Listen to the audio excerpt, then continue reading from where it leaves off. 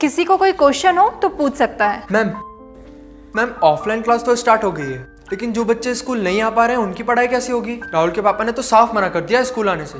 अरे तुम उसकी टेंशन मत लो, वो अभी भी टीचमेंट ऐप के द्वारा हमारे साथ लाइव है। शहर शहर गांव गांव अब टीचर्स ले रहे हाइब्रिड क्लास टीचमेंट के यूनिक फीचर्स के साथ। हो चुका है आगाज रण का और युद्ध की तैयारी है। युद्ध की तैयारी हो चुकी है, डेट आने वाली है और यहाँ पर जीत उसी की होगी जिसका संघर्ष जारी है। ठीक है।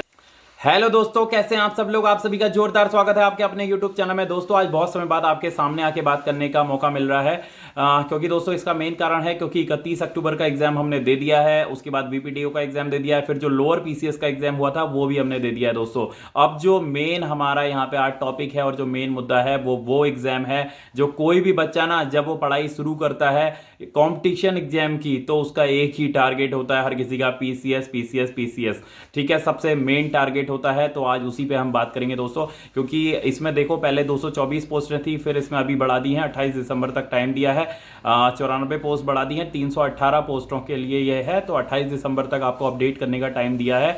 तो उसके बाद में आपको बहुत जल्द हो सकता है इसी वीक में या नेक्स्ट वीक में दोस्तों मैं बता दूंगा कि इसका एग्जाम कब होगा, एग्जैक्ट डेट आपको मैं बता दूंगा। और जो भी नए साथी होंगे चैनल सब्सक्राइब कर लीजिएगा और जो ये वीडियो है दोस्तों ये आपको अपना इंफॉर्मेटिव लगे तो दूसरे लोगों को भी शेयर जरूर कीजिएगा और पूरा वीडियो देखिए। अगर आपके पास टाइम नहीं है तो आप जिस वक्त भी आप खाली हो तब देखिए, लेकिन पूरा वीडियो देखिए क्योंकि हो सकता है कि यहां से आपको कुछ ना कुछ अच्छा ही मिलेगा। जो आपको एग्जाम क्लियर करना है उसके लिए आपको एक आइडिया जरूर मिलेगा। ठीक है, तो यहाँ पे बात करते हैं। तो दोस्तों अभी क्या है कि करीबन 25 तारीख के बाद कभी भी आचार संहिता लग जाएगी और सबसे पहले मैं आपको यहाँ पे इंफॉर्मेशन बता दूंगा कि आचार संहिता कब लगने वाली है। तो आचार संहिता लग जाएगी, आप ये लेके चलो कि 25 तारीख के बाद कभी भी आचार संहिता लग सकती है। तो जो हमारे जो बाकी रिजल्ट आने हैं, कुछ लोग कह रहे थे कि उसका रिजल्ट तब आ जाएगा, जनवरी में आ जाएगा। तो दोस्तों आचार संहिता में कोई रिजल्ट कभी भी जारी नहीं होता है, ये साफ निर्देश होते हैं, कभी भी रिजल्ट जारी नहीं हो सकता है। हाँ ये है कि देखिए जो एग्जाम है जैसे यूकेपीएससी है ये एग्जाम जरूर करा सकता है क्योंकि ये पुरानी प्रोसेस चली आ रही है, तो एग्जाम करा सकता है। और मैंने वहां पर आयोग में बात करी थी, आज नहीं आज से 1 महीने पहले बात करी थी इसके विषय में कि ये एग्जाम के आचार संहिता में होगा। तो उन्होंने कहा था अगर ऐसा हुआ तो हम करा सकते हैं, ऐसी कोई दिक्कत नहीं है, एग्जाम वो कराते हैं क्योंकि प्रोसेस पुरानी चली आ रही है। तो आप यहाँ पे ये सोच के चलो कि जो एग्जाम है ये करीबन आप अपना एक टारगेट बांध लो कि कम से कम 20-25 जनवरी। ठीक है, अभी आप एक मोटा अंदाज मान लो कि 20-25 जनवरी अपना, क्योंकि आपको एक टारगेट सेट करना है क्योंकि 28 दिसंबर तक उन्होंने टाइम दिया है। तो हो सकता है कि वो उसके बाद ये एग्जाम की डेट जारी करते हैं। 20-25 जरूरी नहीं है कि 20-25 हो सकता है फरवरी में हो सकता है मार्च अप्रैल मई जून भी हो, लेकिन आप अभी ये लेके चलो कि कम से कम 20-25 जनवरी ये लेके चलो। ठीक है, तो उसके हिसाब से सबसे पहले देखो कोई भी एग्जाम जब क्लियर करना होता है ना, सबसे पहला काम क्या होता है आज की तारीख में, चाहे आप वीडियो आज देख रहे हो या कल को देखो, जब भी देखो, पहले तो दोस्तों जो भी नए होंगे चैनल पे चैनल सब्सक्राइब जरूर कर लीजिएगा। और अगर वीडियो पसंद आए ना और आपको अपने काम का लगे तो अपने साथियों को भी शेयर जरूर करना क्योंकि ये बहुत इंपॉर्टेंट है। जिन तक नहीं पहुंच पा रहा है उनको भी शेयर जरूर करिए वीडियो का लिंक। ठीक है दोस्तों, तो आपको सबसे पहले क्या करना है, देखो जब भी एग्जाम आता है तो आज से समझ लो जितने दिन बचे हैं वहां से आप सबसे पहले आपको एक अपना टाइम टेबल बनाना है। टाइम टेबल दोस्तों सबसे पहले बनना चाहिए। कोई भी एग्जाम जो क्लियर करता है ना और जो होते हैं एग्जाम क्लियर करने वाले वो सबसे पहले टाइम टेबल बनाते हैं। तो अपना एक टाइम टेबल सेट कर लो। चाहे आप ये देख लो कि एग्जाम देखो हो सकता है कि बहुत लेट में भी हो, लेकिन आप ये लेके चलो 25 जनवरी 30 जनवरी के आसपास में आप लेके चलो। तो उसका जितने दिन आपके पास बच रहे हैं उसका सबसे पहले एक टाइम टेबल आपका सेट होना चाहिए और उस पर पर डे का सेट कर लो कि आपको किस दिन क्या करना है, किस दिन क्या करना है। अपने दिन बांध लो, हो सकता है 5 दिन किसी सब्जेक्ट के लिए 5-5 दिन करके, जितना भी आपका जो हिसाब होता है उस हिसाब से अपने दिन सेट कर लो। लेकिन टाइम टेबल बिल्कुल मस्ट है दोस्तों, सबसे पहले टाइम टेबल अपना एक बना लो उसी हिसाब से, क्योंकि टाइम टेबल बना होगा ना तो उसका सबसे ज्यादा क्या होगा, जिस दिन एग्जाम होगा ना तो आपको उस दिन ये नहीं रहेगा कि मेरा वो चीज छूट गया, जो मेरा वो पढ़ना था ये पढ़ना था वो मैं पढ़ नहीं पाया, मेरे पास टाइम नहीं हुआ। क्यों कैसे होगा, अगर आपका टाइम टेबल सेट होगा, आपको पता होगा 5 दिन मेरे को उत्तराखंड पढ़नी है, 4 दिन मेरे को हिस्ट्री पढ़नी है, ये पढ़ना है, तो उसके बाद फिर कोई दिक्कत ही नहीं है। उस दिन तक का आपने सेट कर रखा है, बस फाइनल हो गया। लास्ट में अपना उसमें एक रिवाइज का वो रखना कि आपको इतने दिन में रिवाइज करनी है, तो बस उस हिसाब से आपका बिल्कुल पेपर में ये दिक्कत नहीं रहेगी कि आपका ये चीज छूट गया। ठीक है, अब नेक्स्ट की बात करते हैं। अब बात करते हैं देखो जैसे पेपर पैटर्न की, तो आपने अभी ये पेपर देखे, आपने बीपीडीओ का देखा, ग्रुप सी का देखा, आपने लोअर का देखा। तो दोस्तों अब जो पेपर आएगा ना वो बिल्कुल उल्टा होगा, बिल्कुल उल्टा। इनका ऐसा नहीं होगा जैसे वो पेपर आए थे, ये मत सोच लेना कि उनकी तरह आ जाएगा और बिल्कुल देखते ही। मैंने दोस्तों आपको याद होगा जो मेरे साथ चैनल में जुड़े हुए हैं, जब ये ग्रुप सी का जो 31 अक्टूबर एग्जाम नहीं हुआ था, मैंने पहले बोल दिया था कि ये कुछ भी आ सकता है, ये मत सोचना कि इंटर लेवल का है, क्योंकि यूकेएसएससी कोई ध्यान नहीं देता है। उसके बाद मैंने उसी वक्त आपको बताया था कि जो वीपीडीओ का एग्जाम होने वाला है, अब इसमें यूकेएसएससी कुछ भी दे सकता है, वो बिल्कुल भी नहीं देखता है कि ये ग्रेजुएशन लेवल का है क्या है। तो उसने लेवल करीबन सेम रखा था दोनों का, करीबन। और उसके बाद अभी जो हमारा लोअर का हुआ है, बहुत अच्छा पेपर आया, इजी था। तो और कुछ लोगों के लिए इजी था, लेकिन मैं ऐसा नहीं कहूँगा बिल्कुल ही इजी था। अच्छा पेपर था, मॉडरेट पेपर था, हर किसी के लिए इजी नहीं होता है, तो अच्छा पेपर था। लेकिन वो क्या था, एक तरीके से वन लाइनर। आपको अगर देखा होगा आपने वीडियो, तो मैंने एक वीडियो में बताया था कि ये जो लोअर का पेपर आएगा ये वन लाइनर होगा, क्योंकि इसमें टाइम होता है 120 मिनट का और 150 क्वेश्चन करने होते हैं। तो आयोग भी जानता है, और ऊपर से 150 क्वेश्चन में 50 क्वेश्चन मैथ्स के होते हैं। तो आयोग जानता है कि उसे क्वेश्चन वन लाइनर रखने हैं कि आदमी देखते ही समझ जाए जिसने पढ़ा है। तो इस हिसाब से उसको बहुत ज़्यादा टफ नहीं बनाया जाता है। दोस्तों आप आश्चर्यचकित ना हो कि वो ऐसा इजी क्यों आ गया। अब हम बात करते हैं जो हमारा ये पेपर आएगा। तो ये पेपर जो होगा दोस्तों, इसका पैटर्न क्या होता है, इसमें 2 पेपर होते हैं। जो आपका ये है प्री होगा, उसमें 2 पेपर होंगे, एक होगा आपका जीएस का और एक होगा सी सेट का। सबसे अच्छी बात ये हो गई है कि जो सी सेट है वो अब क्वालिफाइंग हो गया है। तो दोस्तों वो बहुत अच्छी बात हो गई है, और खासकर बताऊं मेरे जैसे लोगों के लिए बहुत अच्छा है, क्योंकि मैं जो हूं ना, मैं मैथ्स में बहुत कमजोर हूं, इन चीज़ों में हूं, बस ये एवरेज हूं, और जैसे भी जोड़ घटाना करके कर लेता हूं, हमेशा चल जाता है, आज तक चला आ रहा है। और बहुत कई एग्जाम इससे क्लियर कर लिए, बस यही जोड़ घटाना करके। तो ये जो सी सेट जो हट गया है, तो ये बहुत फायदे की चीज़ है, बहुत ज़्यादा। तो अब आपको केवल उसमें अपना क्वालिफाइंग मार्क्स लेके आने हैं, और बाकी जो जीएस है दोस्तों, वो जीएस में आपको अपनी जान लगानी है। पेपर क्या होगा, 150 नंबर का आपका आएगा जीएस और 150 नंबर की आपका आएगा सी सेट। जो सी सेट का पेपर होगा उसमें 100 क्वेश्चन होंगे, ठीक है, 100 क्वेश्चन होंगे, और हर क्वेश्चन के 1.5 मार्क्स होंगे, 1.5 मार्क्स होंगे, और 100 क्वेश्चन होंगे। और जो जीएस होगा उसमें 150 क्वेश्चन होंगे और 150 ही मार्क्स होंगे, हर क्वेश्चन का 1 मार्क्स होगा। और जो दोस्तों इसमें कटिंग होगी, कई लोग इसमें कंफ्यूज रहते हैं, तो 1/4 जो आज तक हर किसी में चला आता है वही इसमें भी होगा, 1/4 वाली कटिंग होगी। लेकिन जो पेपर होगा ना दोस्तों, वो उनसे बिल्कुल उलट के होगा, थोड़ा पेपर अलग होगा, क्योंकि इसमें देखो जो पेपर आएगा वो ऐसा नहीं होगा कि जैसे उसमें बिल्कुल सारे ही क्वेश्चन वन लाइनर थे। यहाँ पे क्योंकि सेपरेट टाइम दिया गया है, मैथ्स और ये इनका रीजनिंग का ये सब जो पेपर है सी सेट ये अलग है, और जो जीएस का है वो अलग है। यहाँ भी 2 घंटे में 120 मिनट में 150 क्वेश्चन आपको करने हैं।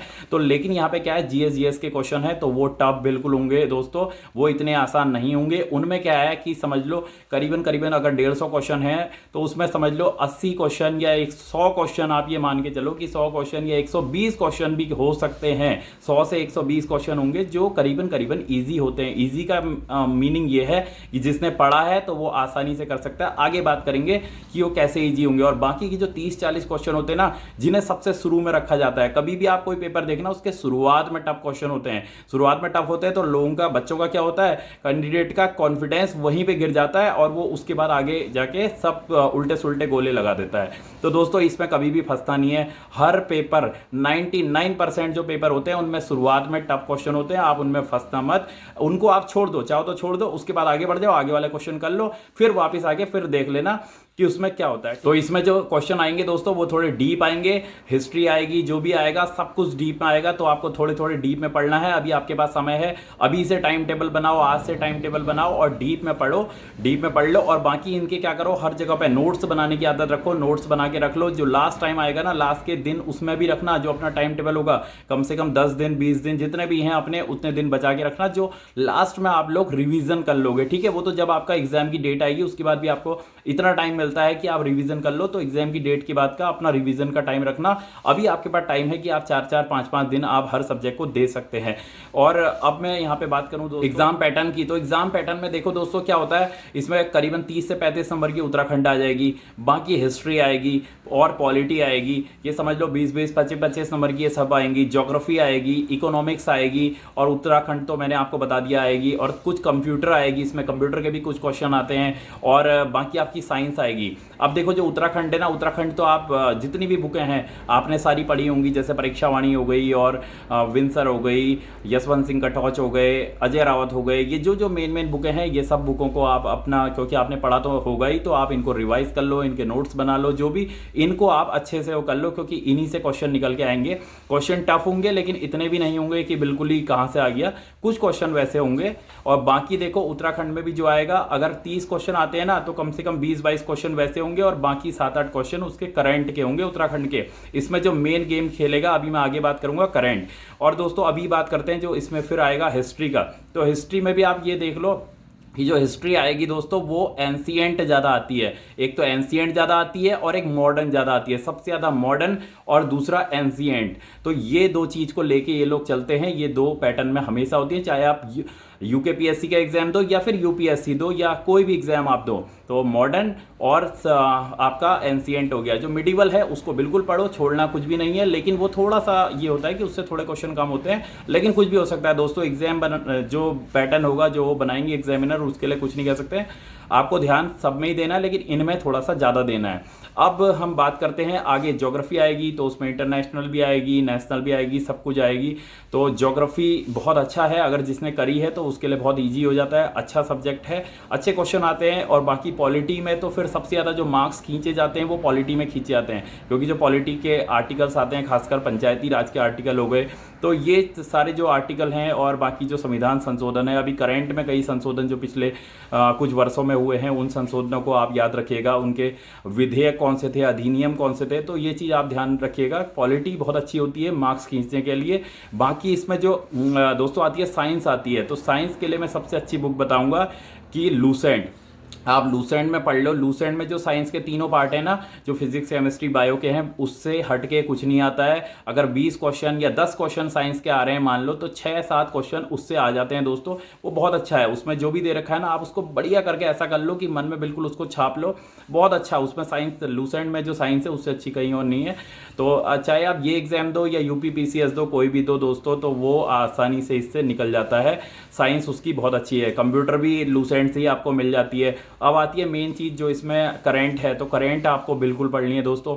कम से कम आपको 2 साल की करंट पढ़नी है, 2 साल की करंट आप पढ़ो इसके लिए। और उत्तराखंड की तो पढ़ो ही, और इंटरनेशनल और नेशनल जो भी है वो पढ़ो। और उसके लिए सबसे अच्छी बुक कौन सी है? सबसे अच्छी बुक है पीडी, प्रतियोगिता दर्पण सबसे अच्छी है। दृष्टि आप पढ़ सकते हो तो वो भी अच्छी है, लेकिन दृष्टि का लेवल थोड़ा हाई हो जाता है, वो भी आप पढ़ लो। लेकिन अगर आप पीडी भी पढ़ लियो ना, पिछले 1.5 से 2 साल की अगर आपने पीडी पढ़ ली है, तो करंट के अगर समझ लो 10 क्वेश्चन आएंगे तो 8 क्वेश्चन 9 क्वेश्चन तो आप आसानी से कर लोगे, कोई दिक्कत नहीं होगी। करंट जरूर पढ़ना, करंट का बनाना। तो इस हिसाब से दोस्तों चलना है। पेपर के लिए कुछ नहीं कहा जा सकता है, पेपर कभी कभी थोड़ा पैटर्न चेंज हो जाता है, लेकिन मोस्टली जो है पेपर इसी टाइप का आता है। डरना नहीं है, आप कर सकते हो। आपको ये रखना है, जैसे मैं आपको बताऊं कि यूपीपीसीएस का जो पेपर होता है इतना अच्छा पेपर होता है। मैं आपसे जिन्होंने जो भी यहाँ पे वीडियो देख रहे हैं, अगर उन्होंने दिया होगा यूपीपीसीएस का तो वो जानते होंगे, बहुत अच्छा पेपर बनाते हैं दोस्तों। मैंने फर्स्ट टाइम दिया था, जब मैंने करीबन 2016 में दिया था, तो पहली बार में दिया था दोस्तों, मैं बिल्कुल भी पढ़ के नहीं गया था। और मैंने केवल उसके लिए 4 या 5 दिन मेरे ख्याल से हार्डली मैंने सिर्फ करंट पढ़ी थी और बाकी कुछ नहीं पढ़ा था, और मेरा प्री निकल गया था, मैंने मेंस दिया था। उसके बाद मैंने सेकंड टाइम दिया दोस्तों, तो उस बार भी मेरा मेंस आसानी से वहाँ पे निकल गया था। जैसे यूपीपीसीएस है वो बहुत अच्छा आता है पेपर, उनका बहुत अच्छा पेपर होता है, तो वैसा यहाँ पे आपको फिर भी देखने को नहीं मिलता है। यहाँ पे आपको थोड़े एक्स्ट्रा एफर्ट्स करने पड़ते हैं, पढ़ाई करनी पड़ती है, थोड़ा आपको डीप में जाना पड़ेगा। कुछ क्वेश्चन इसमें आएंगे जो कम से कम समझ लो 10 से 20 क्वेश्चन ऐसे होंगे जो मेरिट गिराने वाले इसमें देते ही हैं, बहुत से टफ बना देते हैं, लेकिन आपको डरना नहीं है। पीसीएस का हवा बिल्कुल नहीं बनाना है, आप कर सकते हो। देखो आपकी मेहनत पूरी पक्की है। और एक चीज याद रखना, पेपर कोई भी हो, पीसीएस का हो, आईएएस का हो, किसी का भी हो, या ग्रुप सी का हो, अगर पेपर आपके लिए टफ है और आपने मेहनत करी है, आपके लिए टफ है, तो ये समझ लो पेपर सबके लिए टफ होगा। ऐसा हो ही नहीं सकता कि यार, ऐसा चमत्कार नहीं हो सकता कि पेपर आपने दिया और आपके लिए इतना टफ हो गया और बाकी लोग तो कह रहे हैं यार मैं तो 100 में से 100 ला रहा हूं और आपके आ रहे हैं वहां 50। तो ऐसा कोई पेपर नहीं होता है दोस्तों। पेपर अगर टफ होगा तो सबके लिए टफ होगा, करीबन जो मेहनत करने वाले हैं। और अगर वो ईजी होगा तो सबके लिए होगा। तो घबराना नहीं है, सबकी मेहनत बराबर है, बस कौन अपने एक्स्ट्रा एफर्ट्स लगाता है, बस यहां पर उसकी बात है दोस्तों। और इसमें आपको एक चीज और बताऊं, जितने भी क्वेश्चन आप पुराने ओल्ड पेपर है ना वो सॉल्व कर सकते हो, वो बहुत इंपॉर्टेंट रहेगा। घटना चक्र, अगर घटना चक्र आप सॉल्व करते हो, घटना चक्र आप लाए हो तो घटना चक्र देख लेना, उससे बहुत क्वेश्चन निकलते हैं दोस्तों। घटना चक्र से अगर आपने समझ लो बहुत समय से तैयारी नहीं भी करी है तो आपका एक रिवाइज हो जाता है, आप बिल्कुल उसमें घुल मिल जाते हैं। तो घटना चक्र बहुत अच्छा है, उसको आप पढ़ सकते हो। पुराने क्वेश्चन बहुत सारे रिपीट होते हैं और उससे एक आपको आइडिया भी मिल जाता है। तो पुराने में कहने का मीनिंग ये है कि आप जितने भी पुराने ओल्ड पेपर अपने देख सकते हैं उन्हें आप देखिए, ओल्ड पेपर सॉल्व करिए, वो आपको बहुत हेल्प करेंगे। और ये पूरी प्रोसेस में दोस्तों जितना भी ये समय रहेगा जब तक एग्जाम होता है, इसमें जो सबसे मेन बात है अपने मनोबल को ऊंचा रखना है, ये सोच के रखना है कि आप एग्जाम क्लियर करोगे। वो कोई अलग से इंसान वाले नहीं होते हैं जो एग्जाम क्लियर करते हैं, आप आराम से कर सकते हो। आपको मैं बताऊं मेरिट कितनी जाती है आपको लगता है? जो भी बड़े एग्जाम होते हैं ना तो उनमें मेरिट 60 से 70% के बीच में जाती है। पिछले बार भी यही हुआ था और इस बार भी यही होगा दोस्तों, हमेशा यही होता है। जो भी बड़े एग्जाम होते हैं इनमें 60 से 70% के बीच में जो है मेरिट जाती है। वही आप सोच के चल लो 95 से 100 इस बीच में ऐसे कुछ में मेरिट जाती है, मतलब 60 से 70% के बीच में जाती है। तो आप ये सोच लो कि इतना कोई बहुत बड़ी बात नहीं है, इसको क्लियर करना आप आसानी से कर सकते हो। आपको विश्वास रखना है कि मैं क्लियर कर सकता हूं और क्लियर कर लोगे, कोई इतनी बड़ी बात नहीं है। सी सेट का आपका हो ही गया है, क्वालिफाइंग हो गया है, बस आपको जीएस में ध्यान लगाना है। जो जो पॉइंट मैंने बताए हैं अपने को, आपको बस अपना कॉन्फिडेंस बना के रखना है। और सबसे लास्ट और सबसे जो लीस्ट बात है कि अपने को, जो मैंने बार बार बोलता हूँ, 2 लोगों में बांट लो ये दिनों जो भी आप, क्योंकि देखो बहुत समय नहीं है, यही समय है तैयारी का, यही समय है मेहनत का। उसके बाद एक बार ये एग्जाम क्लियर हो जाएगा ना, जिंदगी भर अधिकारी बन के बिल्कुल राजा बन के रहोगे। अधिकारी नहीं, अपने को राजा कह लो, फिर उसके बाद राजा ही बन के रहता है आदमी। तो बस एक बार ये एग्जाम क्लियर करना है तो मन लगा के पढ़ाई करो, अपने को 2 लोगों में बांट लो। मैंने बार बार कहा है कि इस बीच में 2 लोगों में बांट लो, हमेशा तैयारी में 2 लोगों में बांटा जाता है। तो उससे वो आपको समझाते रहेगा और अपने से बात करते रहो। एक बार रोज अपने से, चाहे शाम को जब पूरा दिन निकल जाता है, फिर अपने से बात करो कि आपने आज क्या अच्छा करा, कैसा आपने जो पढ़ाई करी उसमें आपने क्या अच्छा सीखा। ये सब बातें अपनी करो और आप कहाँ पे आपकी परफॉर्मेंस नीचे जा रही है, कहाँ ऊपर जा रही है, ये सारी बातें आप एक दूसरे से अगर करते रहोगे ना तो आपको बहुत अच्छा। और खुद को बूस्टअप करते रहो, बस खुद को बूस्टअप करना है अपने को 2 लोगों में बांट के। तो इस तरीके से आपको करनी है और मेरी पूरी शुभकामनाएं आपके साथ है दोस्तों। कहीं भी कंफ्यूजन हो तो आप मुझसे बात करिए, मुझसे पूछिए, मैं आपको बताऊंगा। और यही कहते हुए अपनी बात खत्म करूंगा कि हो गया आगाज रण का, ठीक है, हो चुका है आगाज रण का और युद्ध की तैयारी है, युद्ध की तैयारी हो चुकी है, डेट आने वाली है और यहां पर जीत उसी की होगी जिसका संघर्ष जारी है, ठीक है। तो संघर्ष अपना बनाए रखना है, ये नहीं सोचना है कि मेरे वीपीडीओ में इसमें उसमें मार्क्स कम आ गए। बहुत सारे लोग ऐसे हैं जो ग्रुप सी में लगातार फेल हुए लेकिन उन्होंने यूपीएससी क्रैक किया। तो आप क्यों नहीं कर सकते हो? आप भी कर सकते हो। वो कुछ अलग नहीं है, मैंने बताया उनके कुछ अलग से, शरीर कुछ अलग नहीं है, सब कुछ आपका जैसा है। तो जीत उसी की होगी दोस्तों जिसका संघर्ष जारी है। तो अपना संघर्ष जारी रखें। वीडियो अच्छा लगा हो तो लाइक करें, कमेंट में मुझे बताएं, कोई क्वेरी हो मुझे बताएं और शेयर जरूर करें, दूसरे लोगों को शेयर करें, अपने ग्रुप्स में शेयर करें। ओके दोस्तों, मिलेंगे बहुत जल्दी नेक्स्ट वीडियो में। मैं बताऊंगा आपको कि इसकी डेट कब तक है, कब तक एग्जाम हो सकता है। सभी को मेरी शुभकामनाएं हैं। धन्यवाद दोस्तों।